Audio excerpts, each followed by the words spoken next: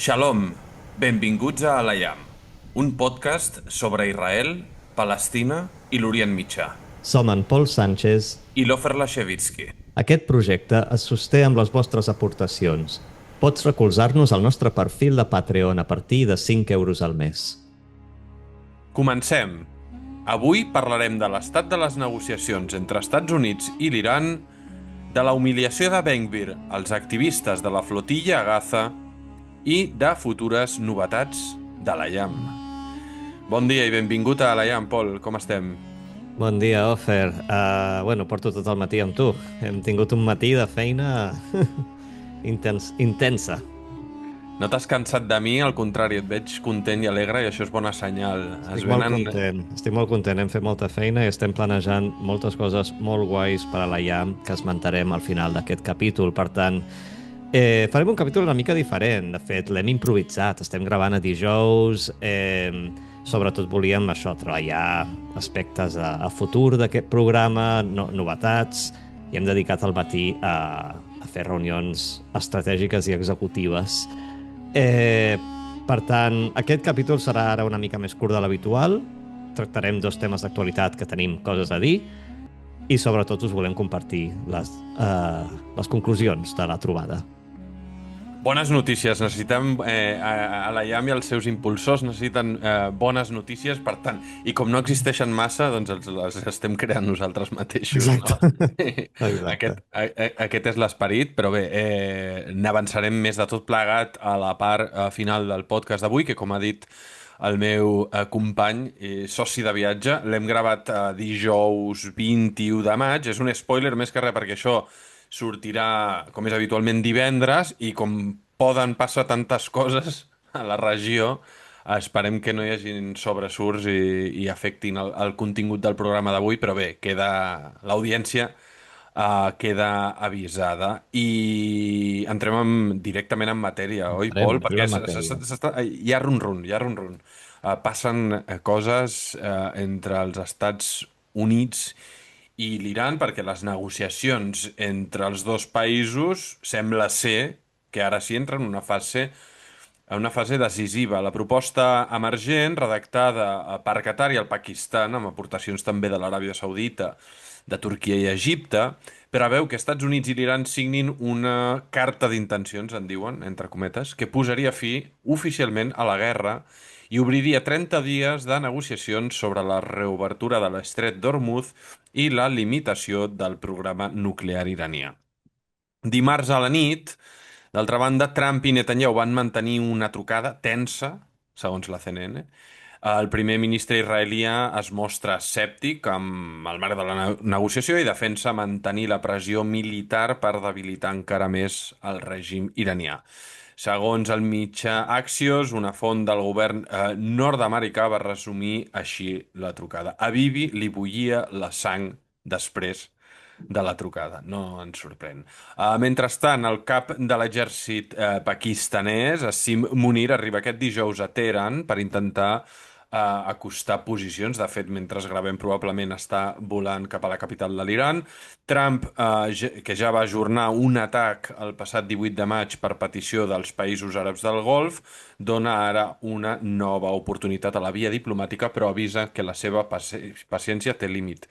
I Pol, t'afegeixo, clar, això és el que diu Trump avui, demà pot dir el contrari. De fet, quan obre aquestes finestres d'oportunitat a la diplomàcia, d'altra banda, acostuma també a fer post a Truth Social, la seva xarxa social personal, on difon la seva veritat, també amenaçant, no?, amb nous cops, amb això que diem de que la seva paciència té límit, etc etc. Però bé, el que és fonamental del que està passant aquesta setmana, a mi penso, és el que estem esmentant a la introducció del segment, Pol, que és aquest pes que tenen els països de la regió, els països sobretot del Golf Pèrsic, no? Amb Qatar, principal nou aliat d'Estats Units, Aràbia Saudita, que evidentment té molt a dir pel seu poder com a potència exportadora I bon amic de la família Trump. de petroli. Sí, exactament. I els Emirats Àrabs Units, no oblidem, país que ja s'ha publicat, que on Israel ha participat activament en la seva defensa, amb el desplegament de bateries de la cúpula de ferro i fins i tot experts militars per garantir el seu bon funcionament. Recordem que els Emirats, juntament amb Israel, han estat els països més atacats per l'Iran en aquesta guerra. Per tant, I, aquí I que continuen sent atacats, fins i tot durant aquest alto al foc, que en numeroses ocasions de l'alto al foc Teheran ha disparat míssils als Emirats Àrabs Units. Mhm. Et faig una... pels nostres oients, com va passant el temps, recordem que aquesta guerra va començar el 28 de febrer i estem parlant ara a 21 de maig, per tant, 3 mesos fa. Déu-n'hi-do. Com passa el temps? Està Un mes congelada. més o menys d'hostilitats i 2 mesos de negociacions, més o menys. Sí, 5 setmanes, si no recordo malament, d'hostilitats continuades i una treva que entra en vigència a mitjan... Ara em veien les dates del cap, però bé, és una treva que en definitiva Trump extén indefinidament fins a la trobada d'una solució diplomàtica permanent, que de fet el que s'està negociant també deixa obertes les portes a l'ambigüitat, oi? Perquè és, com dèiem a la introducció, una carta d'intencions que obriria una nova finestra de negociacions per 30 dies més per resoldre les qüestions més sensibles, que és precisament la reobertura de l'estret d'Hormuz i la limitació o l'aturament del programa nuclear iranià, que són els temes on hi ha més diferències. Un repàs ràpid a quines són les posicions i les demandes d'un bàndol i de l'altre, no? Iran i el seu règim, que assumeix que molt probablement seguirà al càrrec, per Ho desgràcia, donem per suposat. sí, per desgràcia de molts dels iranians tant dintre com fora del país i per desgràcia de la majoria d'actors regionals i per suposat d'Israel. El règim iranià en aquestes negociacions està demanant als intermediaris a Pakistan una retirada militar d'Estats Units de les zones més properes a la frontera amb l'Iran, on té bases militars, per exemple, a l'Iraq o al nord-est de Síria o a països A del Golf Qatar, a Pèrsic. Bahrain, Exacte, i per suposat com es diu, portaaviones? Bé, portaavions, no? els portaavions que té desplegats actualment ben a prop de la costa iraniana. Bé, es demana aquesta retirada militar, es demanen reparacions econòmiques pels danys causats a la guerra, pels bombardejos d'Israel i Estats Units. Això sabem que Aixa... no passarà. No passarà, Però bueno, aixecar això les... en negociacions és típic. Sempre llences moltes coses sabent que algunes cauran. Aquesta té pinta que és una de les demandes que llencen per després poder negociar, La més important per a ells és aixecar les sancions econòmiques evidentment. occidentals i també descongelar fons que tenen bloquejats a països occidentals. I, I el control continuat a l'Estret d'Hormuz. És a dir, per l'Iran els sí, incentius, les prioritats són econòmiques. Ja ho has dit. Aixecar les sancions, però també, ara que han aconseguit controlar l'Estret d'Hormuz, no volen deixar-ho anar i estan estudiant que això en un futur el trànsit marítim per aquell estret sigui controlat exclusivament entre l'Iran i Oman. I això sembla ser que és on més estan insistint i és un dels punts en què està encallant la negociació, perquè bueno, per als Estats Units seria, evidentment, una derrota sortir d'aquesta guerra amb l'estret controlat per l'Iran. El que a mi em sembla curiós és les demandes americanes. Fes-nos un repàs del que demana Estats Units. Estats Units i Israel, tot i que hi ha divergències aquí entre els aliats ho hem anat Sí. explicant sempre que Trump i Netanyahu, malgrat que des de fora semblin uns grans aliats, tenen forces diferències tant Sí. personals Sobre com paper volen el mateix, en la pràctica volen coses diferents. Sí, bueno, perquè a la pràctica ara a Estats Units vol acabar la guerra en bons termes i Mhm. el govern d'Israel vol continuar-la, no? La demanda, diguem, dels aliats que inicien la guerra és aturar el programa nuclear iranià o Trump demana almenys congelar-ho durant 20 anys, també aturar o desmantellar el programa de míssils balístics, que és la principal eina militar del règim iranià, capaç de colpejar durament a Israel i Bueno, sobretot i també. segons hem vist en aquesta guerra, fins i tot a Turquia i a Xipre, i més enllà. Sí, correcte, correcte. I per suposar també aturar el finançament i l'armament de les milícies proxy a l'Orient Mitjà i, evidentment, amb el focus posat a Hezbollah, que és la principal amenaça militar avui en dia per a Israel, en una guerra que continua soterrada i que ja no capta l'atenció de mitjans de comunicació, però sí que capta l'atenció dels nostres amics que viuen una situació surrealista al nord d'Israel, que denuncien haver estat literalment abandonats pel govern de Benjamin Netanyahu amb una estratègia que no entenem ben bé cap a on vol portar, però actualment Israel i el seu exèrcit estan controlant una nova línia de frontera 10 quilòmetres més enllà de la frontera actual entre Israel i el Líban.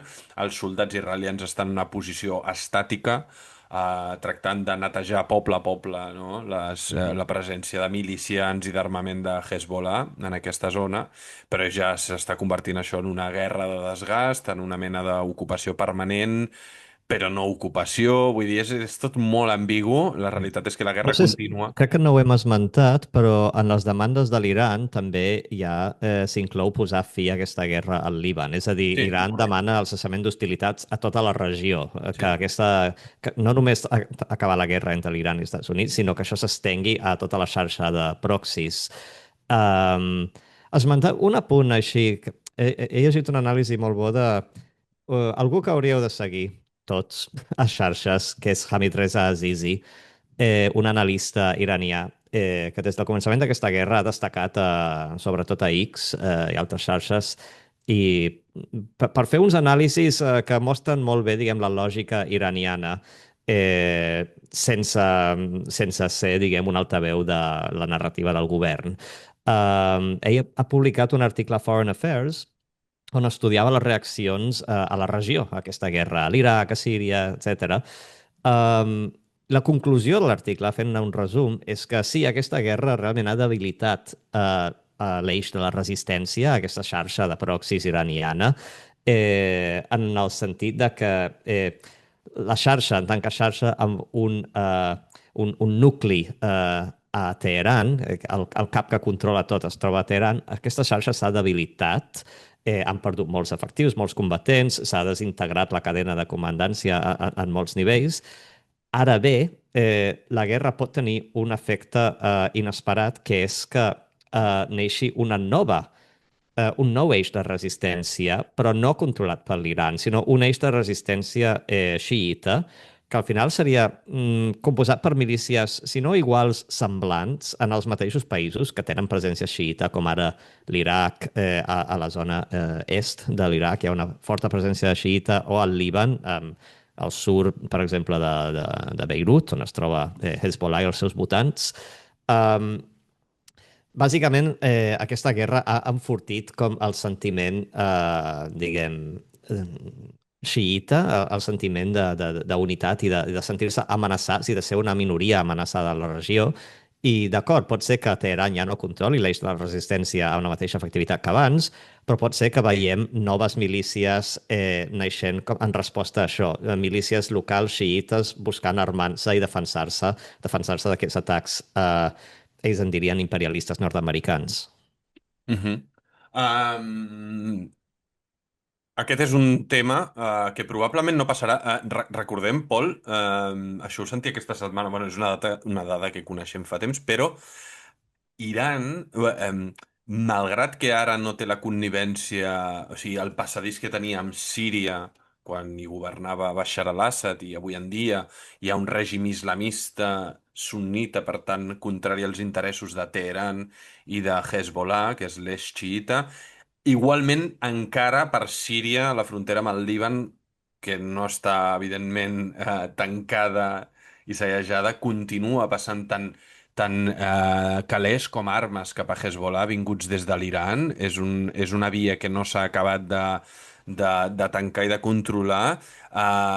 El finançament de l'Iran a Hezbollah és brutal. S'ha parlat, vull dir, en el darrer any s'havia parlat de fins a 1 bilió de dòlars transferits directament pel règim iranià a Sí, Hezbollah per pagar. és un GDP, bàsicament. És una passada, és una passada. Per tant, Això és una condició sine qua non dels aliats dels Estats Units-Israel que no, difícilment veiem que passa. Hi ha molts condicionants. Sí, una cosa que volia comentar abans de passar a altres temes era de les demandes nord-americanes que els Estats Units està posant sobretot l'èmfasi en aquestes negociacions en el tema nuclear. És interessant això, perquè, com hem dit, hi ha molts fronts oberts aquí, hi ha moltes coses a negociar.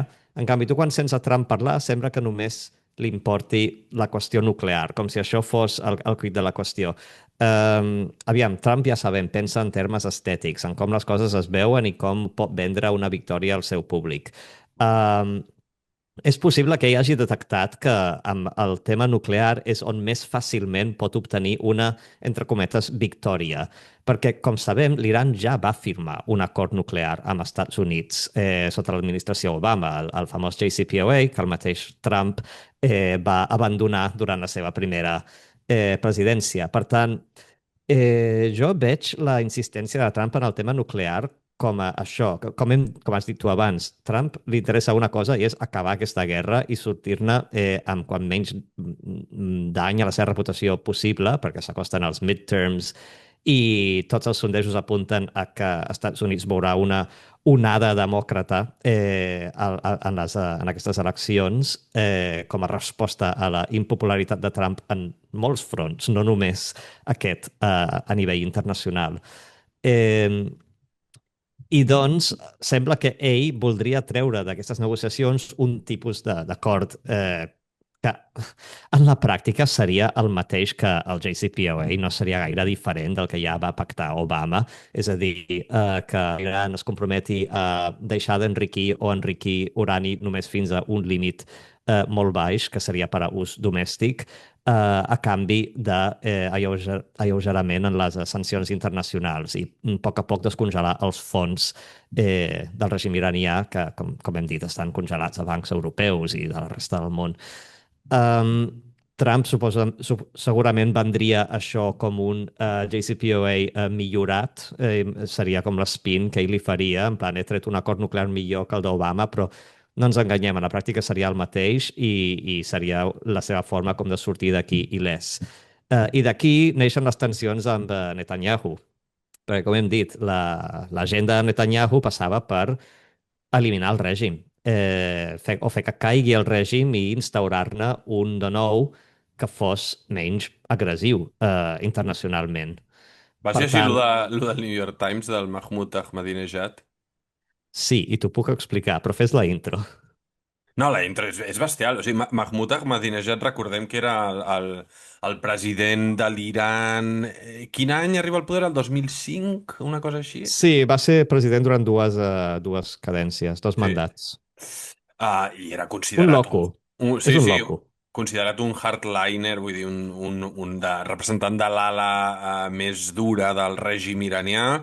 Recordem que el règim iranià, evidentment, és una dictadura teocràtica, on l'última paraula la té aquest Consell de Guardians i el líder suprem, que decideixen qui es pot presentar i qui no a les eleccions, però dintre de l'Iran, que és un país molt gran, amb 90 milions d'habitants, hi han també dintre de les opcions polítiques que el règim legitima, hi han divergències, no? Hi han tendències més moderades, més conservadores, radicals.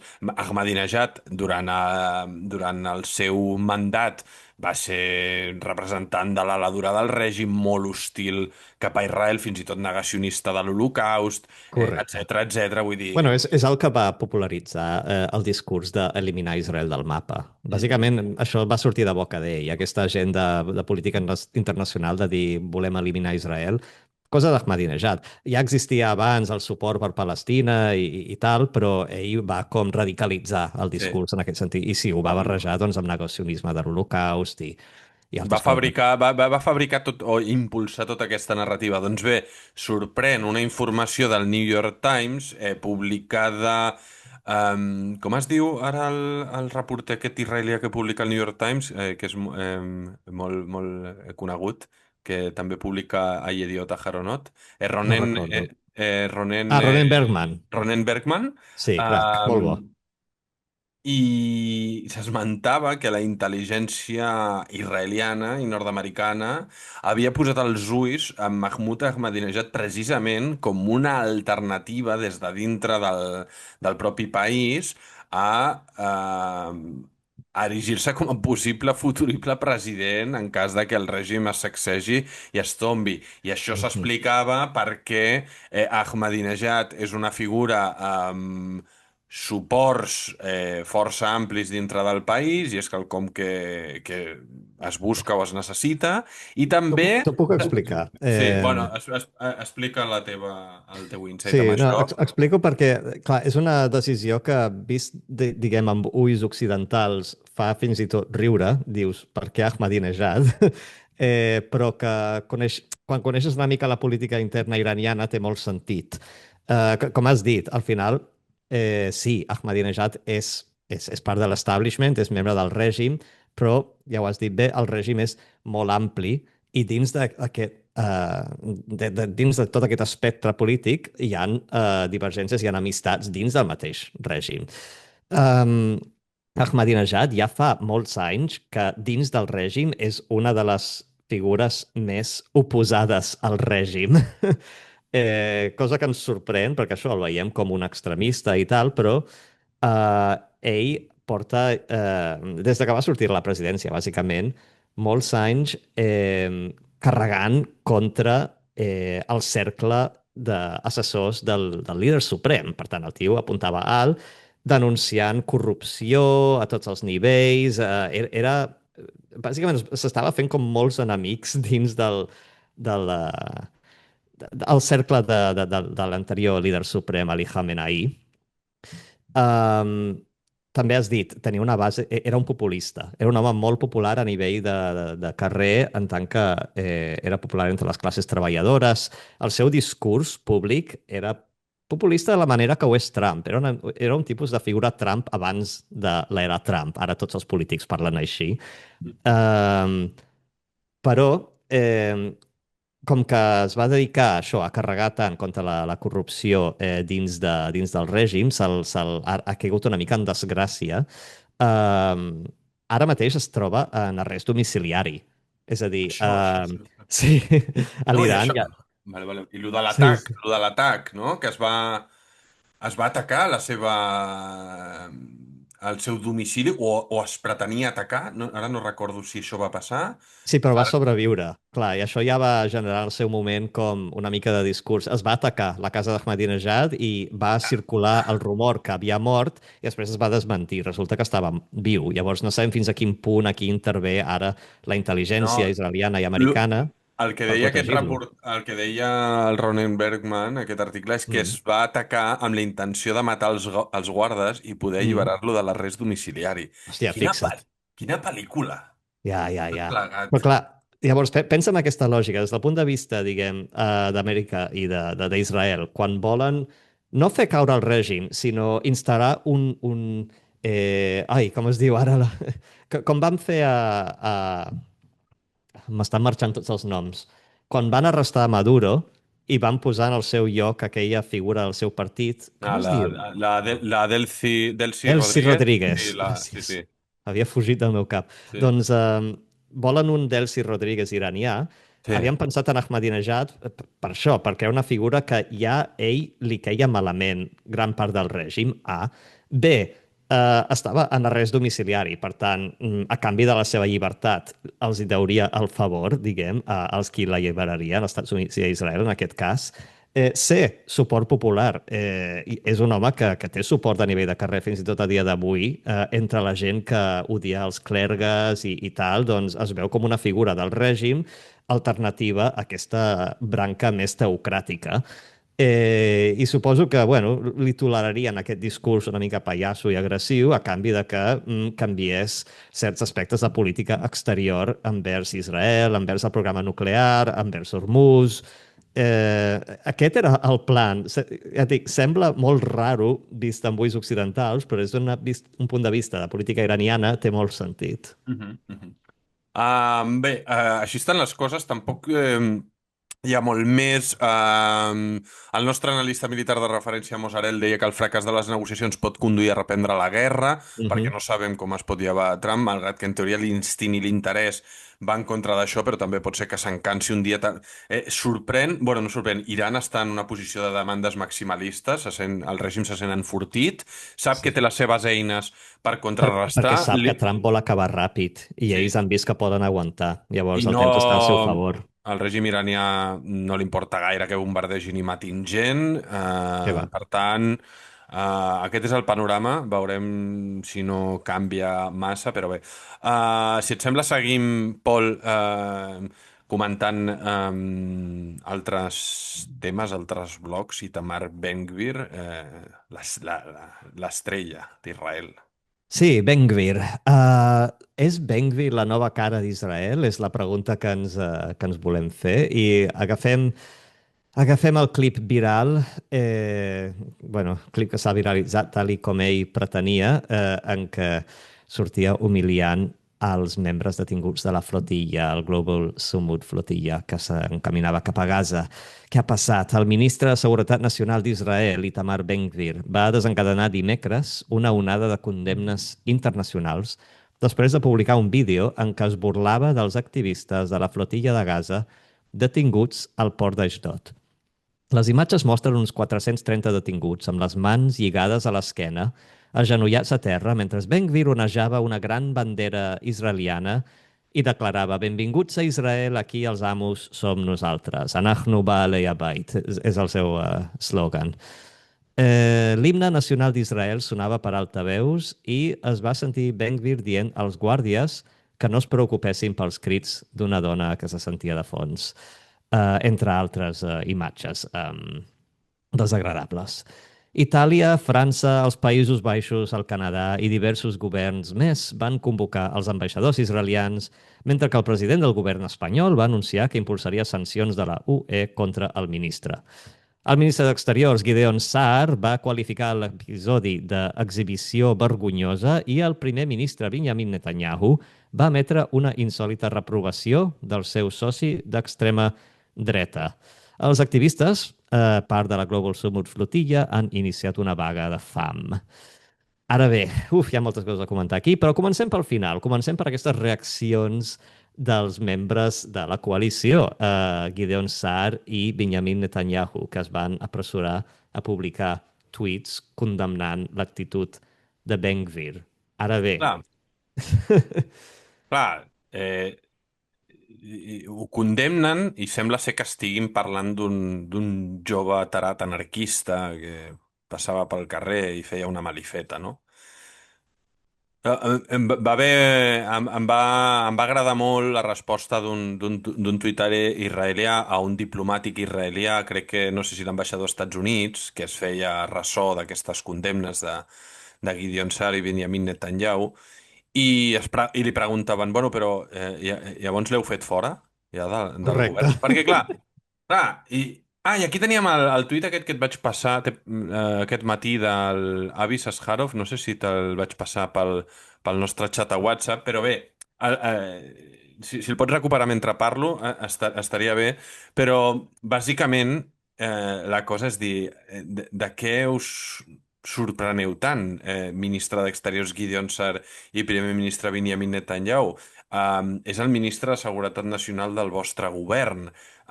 És un home i un partit i una ideologia que vosaltres heu introduït per I que sempre interès s'ha comportat polític. així, no és nou.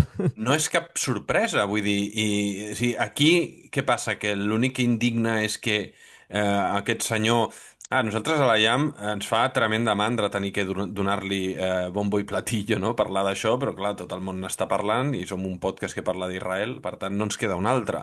Però és que aquesta és la realitat, i quan posàvem el titulet del segment de la nova cara d'Israel, és que la realitat és que Itamar Ben-Gvir no és com era fa una dècada un activista, advocat que defensava els joves colons radicals que feien els primers pogroms contra palestins, etc etc. És que és el ministre al càrrec de la policia d'Israel i està Correcte. col·locat expressament per un Benjamin Netanyahu i un Gideon Sa'ar, que per ser Gideon Sa'ar és un d'aquests trilers polítics desertors que abans estava amb el partit de Benny Gantz, amb aquest Mahane Mamlahti que es va crear, amb aquesta coalició, i va tornar a l'escalf dels braços de Bibi Netanyahu, tot sabent que Itamar Mm, Ben-Gvir era part d'aquest artefacte correcte. polític. Itamar Ben-Gvir I, mhm. està al càrrec perquè ells l'han legitimat. Itamar Ben-Gvir, recordem que és representant del cahanisme, la ideologia originada Xenòfoba, messiànica, què? xenòfoba messiànica. Sí, Mhm. pel rabí Meir Kahane, que en el passat va ser vetat pel propi Likud, pel gran partit de la dreta, el partit que lidera Netanyahu, va ser vetat i denostat als anys 80, quan Meir Kahane va obtenir representació a la Knesset. No? Per tant, per mi, la lectura de tot plegat d'això, o sigui, no em sorprèn que Itamar Ben-Gvir faci això. Malauradament, aquesta, per ara, i fa un temps, és la cara d'Israel, però el responsable d'això no és Itamar Ben-Gvir, el responsable d'això últim és Benjamin Netanyahu, i tots aquests Sí. missatges de la diplomàcia exterior israeliana tractant de reprovar-ho i marcar-ho com un comportament irresponsable, bé, que Bueno, voleu. dues coses. Una, a nivell de... Primer de tot, vull parlar d'aquestes respostes dels polítics israelians i també de l'oposició. Ara hi entrarem. Pots, Però, abans sí. d'elaborar la teva resposta, esmentar que a més ha aconseguit, o ja ho esmento jo, posar el focus en una flotilla que ja no li importava a ningú? Ah, no, ja, ja. Sí, aquesta flotilla, A comparat ningú. amb l'any passat, molt poca gent estava fent seguiment. Bueno, els cercles d'esquerra esperats, els que donen suport a aquesta flotilla, feien seguiment, però Ada pel que Colau fa i com Pedro a la Sánchez. premsa internacional i tal, no ha estat, no ha tingut el mateix nivell d'impacte. Ara sí que l'ha tingut. Per tant, gràcies, Ben-Gvir, per posar el focus on no importa. Què anava a dir? El que jo he vist en comú en tots aquests tuits, el de Netanyahu, el de Gideon Sar i també el de Naftali Bennett, que també hi entraré en un moment, Naftali Bennett capta l'oposició, recordem, suposadament el govern del canvi, l'alternativa a Netanyahu, um, tots es queixen no tant de... La seva queixa no és tant, diguem, per la humiliació als presoners, sinó pel mal que aquest vídeo fa a la imatge pública d'Israel. I això a mi em sembla com una il·lustració perfecta de lo malament que tenen les prioritats els polítics a Israel. I dic malament a nivell moral, a nivell humà, perquè, vale, si estem parlant a nivell de diplomàcia i relacions públiques, doncs sí, aquest vídeo doncs, no ajuda gens a un país que ja arrossega una molt mala reputació per la gestió desastrosa de la guerra a Gaza i, bueno, bàsicament per sumir la regió sencera en una guerra interminable des del 7 d'octubre. Ara bé, em va agradar, per exemple, la resposta de... en resposta al tuit de Gideon Sar, a Lonely Green, un dels dirigents del moviment Omdim Beyahad, Standing Together, moviment civil de jueus i palestins contraris a la guerra i a l'abús dels palestins, etc. A Lonely Green li escrivia a Gideon Sar, Gideon, el problema no és que el vídeo s'hagi publicat, el problema és que així és com tractem els éssers humans en aquest país. Això ho pots lligar al tema que parlàvem la setmana passada. Correcte, correcte. I aquí és on volia anar, era el segon tema que volia tractar. Dèiem en el titular, és Ben-Gvir la cara d'Israel? Per una banda, tu pots agafar i dir, bueno, Ben-Gvir només té, què, 9 escons, per tant, és representant, diguem, del 10% de la població, que més o menys numèricament em quadra. Sí, és una minoria extremista, tot el que vulguis, però, com ja vam mencionar en el capítol de la setmana passada, quan vam parlar dels abusos sexuals a presoners palestins a les presons israelianes, Ben-Gvir és la cara visible d'un fenomen que s'ha estès i normalitzat per Israel. I jo, quan parlo amb amics israelians últimament, molts em diuen Israel ha canviat. És a dir, la gent diu ara pel carrer, en trobades familiars, en converses entre amics, unes bestieses que eren impensables o condemnables fa només 10 anys. És a dir, que el racisme, la xenofòbia, la deshumanització de l'altre, i aquí no parlo només de palestins, sinó de tot el que sigui crític amb Israel, com són, per exemple, els activistes de la flotilla, són, bueno, és que són vists com, mm, bueno, com gent que no té drets. Pel fet de posicionar-te en contra d'Israel, de ser crític amb Israel, i mira que Israel comet injustícies, i ho sabem nosaltres i ho denunciem, um, s'ha normalitzat aquest tracte inhumà a aquesta gent. I això és la nova Israel. Com has dit tu, Ben Gvir és el cap de la policia, és el cap de Seguretat Nacional. Des de que està en aquest càrrec, ell ha instaurat una sèrie de canvis fonamentals en la policia que continuaran vigents fins i tot si el fan fora del govern en les Bueno, següents cal eleccions. moltíssima feina per desfer això, perquè ell ha Sí, nombrat a tot els càrrecs, caps de exacte. districte, lleials. Vull dir, gent Sí, de la seva corda. Quan exacte. Per sabem que això això la és perill. policia ara sembla tan hooligan i tan violenta. És que són membres de la línia de Ben Gvir, col·locats a dit per ell. Això continuarà després de que Ben Gvir surti al govern. Llavors, hauria de ser com una prioritat política de qualsevol govern alternatiu dir reformar la policia, reformem els sistemes penitenciaris. No ens n'adonem fins a quin punt aquesta minoria, que hem dit un 10% de la societat, controla totes les institucions doncs això, de seguretat civil, de defensa internacional, fins i tot dins l'exèrcit s'està popularitzant aquest tipus d'actitud. Aleshores, clar, Això aquí ve volíem lligat, també, això sí, ve lligat a lligar... que alguns amics i subscriptors, oients de la Llam ens han comentat críticament arran del capítol de la setmana passada que donant veu a aquestes al·legacions que feia el Christoph, ara no recordo el seu cognom, en l'article aquest del New York Times, acusant a Israel, al seu govern, a les forces de seguretat, de cometre actes d'agressions sexuals contra presoners palestins, que això contribueix a alimentar la narrativa antiisraeliana i a fomentar l'odi antijueu a la diàspora, etc, i que també s'ha d'agafar amb pinces les fonts citades per aquest articulista, i etc. Tu, almenys, Pol, a les nostres converses veies tot plegat part d'un mateix sac, no? Sobre la dificultat que tenen alguns tant a dins d'Israel com a fora, i no necessàriament gent reaccionària ni extremista, tot el No. contrari. Molta de la gent que ens apel·la i ens comenta és, vull dir, gent que ve de l'altre espectre, per així dir-ho, però és eh, o així ho veiem, emmarcat amb certa dificultat d'assumir, de constatar que aquesta, efectivament, i fins que no canvi, és la cara d'Israel cap a la Mhm. resta del món, i és el que veu.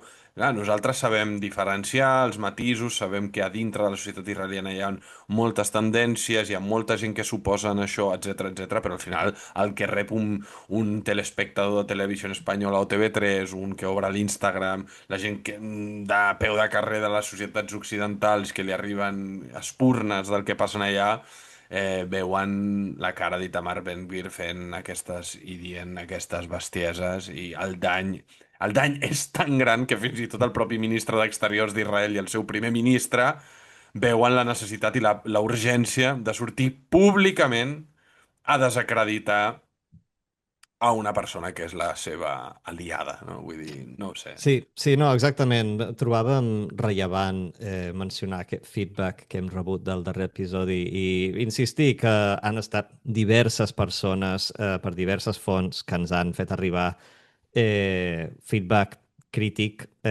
semblant, i nosaltres agraïm molt aquest tipus de comunicacions. Per tant, us animem a continuar comunicant-vos amb nosaltres, perquè absorbim tot el que ens dieu i ens ajuda a aprendre i també a ser més autocrítics i autoconscients. Eh, Ara bé, sí que ens ha fet veure això, que ostres, com a, tu i jo, Fer, som gent que ens importa Israel, ens estimem molt el país, i precisament perquè som gent així i tenim estima al país i el que pot ser, nosaltres coneixem el molt valor, la gent valiosa que hi ha dins d'aquest país, et trenca el cor veure que a nivell públic, això que dèiem, aquesta minoria, són els que ara estan marcant l'agenda i els que estan posant la cara a Israel, la cara al públic. No, jo crec que el nostre rol aquí no és amagar això. El rol és assenyalar-ho i ser capaços de dir que això no és Israel o no té per què ser-ho. És a dir, sí, és una part lletja de la societat, igual que existeix a totes les societats una part lletja, una part violenta, una part reaccionària, però hem d'assumir que ara per ara són els que controlen el país, marquen l'agenda política i no oblidem, no tenen intenció de marxar. Estan manipulant per continuar. Bueno, volen guanyar les següents eleccions. Al final, no donem per suposat que caurà Netanyahu i que desapareixerà aquesta gent. És ben possible que tornin a guanyar i que aquesta tendència continuï. Israel acabi esdevenint un país... En la pràctica ja és un país fatxa, ultra... des de que tenim aquest govern al poder, és el que és. I no Exacte, vol dir, que hi però és hagi el que gent, és. i ara tancaré el segment a la contra total. Aquest govern és això, evidentment la població és més que el seu govern. Recordem que les eleccions del 2023 pràcticament és un empat tècnic entre blocs, per tant hi ha almenys una meitat que democràticament a Israel per pocs milers de vots va triar la contra, el que representa Netanyahu, Ben Gvir, etc. I perquè no, evidentment, no ens quedem encallats en això, estic veient ara un vídeo preciós, Paul, que publica un tuitaire que es diu Abshalom Zohar, Mhm. resident de Niroz, membre de la Shomer Hatzair, una organització sionista d'esquerres, resident, com deia, de Niroz, un dels quibuts, probablement el quibuts més colpejat en la massacre del 7 d'octubre. Jo he estat a Nirós i realment els testimonis i les imatges del que van passar en allà mai se m'oblidaran. I el que estan dient ara, mentre parlem, nens de Nir Oz, que està a tocar de la franja de Gaza, des dels jardins de Nirós, veus literalment Han Yunis davant teu, una ciutat al centre-sud de Gaza, derruïda. I diuen, avui, Pol, per cert, t'avanço un Hag Sameach perquè comença la festa de la Shavuot, que tu com a Sí. corresponsal religiós ens pots aclarir de què va, però diuen aquests nens i aquests adults concentrats ara mateix davant de la Franja de Gaza diuen, tradueixo de l'hebreu, malgrat tot el que van passar, malgrat tota la tristesa, nosaltres seguim volent la pau i farem tot el possible perquè la pau arribi i estan lliurant coloms en l'aire de cara a l'entrada d'aquesta festivitat de Shavuot. I això és Israel. Això és Israel també. Això és l'Israel que no sortirà als vostres feeds, ni a l'Instagram, ni a la televisió espanyola, ni tal, però evidentment això és Israel i és l'Israel que ens agrada, l'Israel del que volem parlar i posar el focus, i no és naïf tampoc, no? Vull dir, passa Ben Gvir i passa aquesta humiliació i aquest show al port d'Ashdod i molt a prop, a Niros, està passant exactament el contrari. Són dues realitats que conviuen i també va de on i com poses l'accent. Mhm. I això volia dir. Mhm. Si vols aclarir què és Shavuot pels oients que no estan tan familiaritzats amb la tradició jueva En i una amb això pots... frase, perquè és una festa, aviam, és una festa important. És una No festa és... important si ets religiós. Si ets un jueu religiós, és una de les tres festes més importants del calendari jueu. Era una de les festivitats on en temps del temple s'havia de fer la peregrinació al temple, oferir sacrificis. Es commemora l'entrega dels 10 manaments al Sinaí quan Déu fa entrega dels 10 manaments a Moisès. Per tant, és un moment, diguem, important al calendari religiós. Quan es funda l'Estat d'Israel, originalment l'Estat tenia una visió laica, Això volia les dir. festivitats religioses van perdre importància i tot el moviment pioner, els primers que es van instaurar als Els kibbutzim, els quibuts. que van aixecar el país, li van donar una volta a aquesta festivitat per fer que continués sent rellevant per un present més secular i s'ha convertit més en una festa com de la collita, on sobretot Mm. té temes agriculturals Sí. i es commemora avui dia menjant formatge.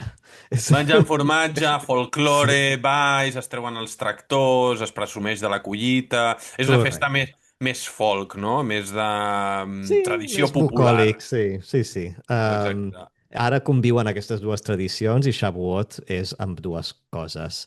Mm. Bé, bueno, com, en fi, acabaré amb un vers de Lea Goldberg que em ve al cap. Lea Goldberg, una gran poetessa israeliana dels anys 30-40, com diu aquell poema, va dir pot ser que sigui cert que un dia arribaran dies de perdó i de gràcia i tornaràs a caminar pels camps com un innocent. Potser, tinguem esperança. Amén. Mentre això no passi, tenim moltes novetats, Pol, i això ens alegra l'ànima i ho resumirem aquí en 5 minutets finals per tancar el capítol. Novetats no a l'Iran, ni a Israel, ni als palestins, sinó a l'Ayam. A la I, llam. i són plans de futur que ens omplen Bueno, hem fotut aquí una d'energia. bona llista d'anuncis, per tant, repassem-ho tot, perquè tenim molta teca. Va, bueno, tot va entorn de... Ostres, celebrarem l'episodi 100. Potser per algú random que ens escolta no diu molt, per nosaltres diu molt. Al final som més de 2 anys ja fent aquest humil projecte, que a poc doncs, és com una taca d'oli, no? D'anar fent i anar arribant a poc a més gent. Evidentment sabem i som conscients del nostre estil.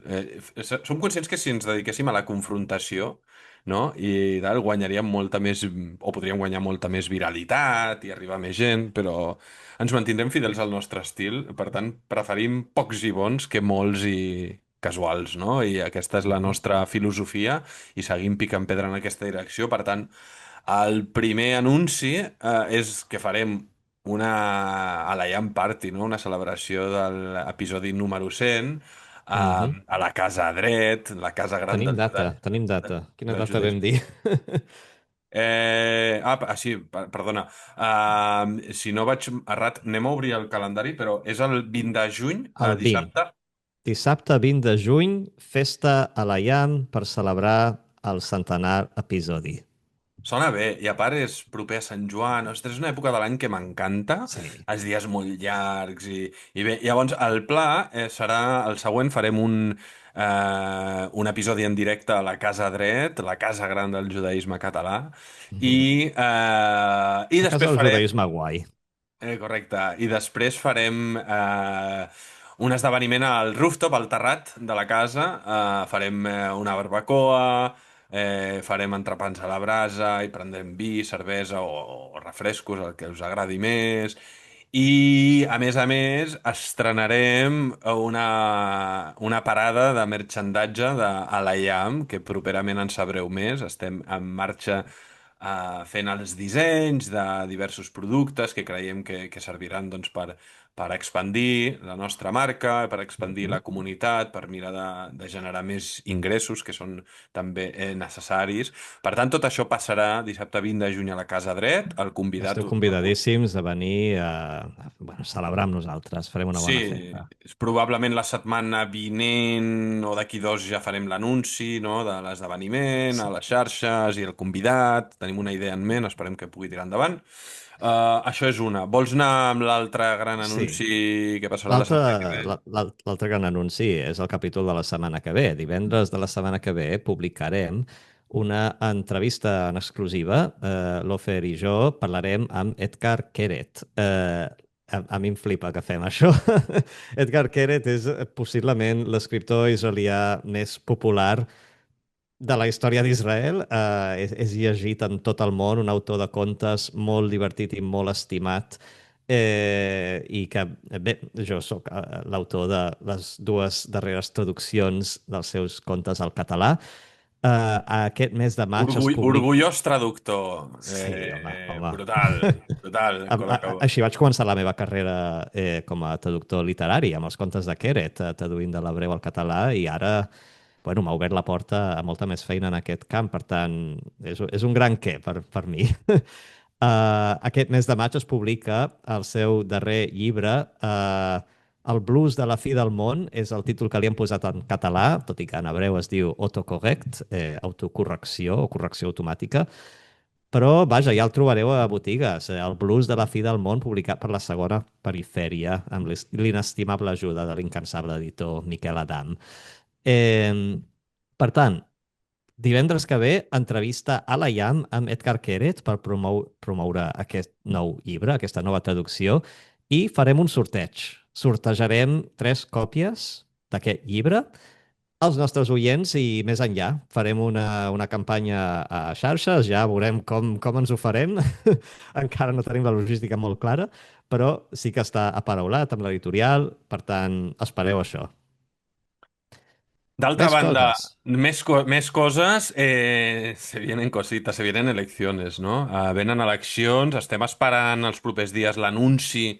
Bueno, han de passar uns moviments polítics, no? Ara hi ha tensió, S'està avançant l'eterna la negociació proposta de llei. sobre la llei de l'exempció del servei militar als ultraortodoxos i si acabarà implosionant la coalició i si s'acabarà dissolent la Knesset. Bueno, tot de moviments polítics que han de definir molt properament la data de les eleccions i Alayam viatjarà íntegrament tot el seu equip a Israel a passar uns bons dies sobre el terreny per copsar l'ambient polític, social, mediàtic, tot plegat d'unes eleccions crucials, decisives, on Sí, creiem molt important ser-hi, on volem fer més coses, més enllà del sí. podcast setmanal.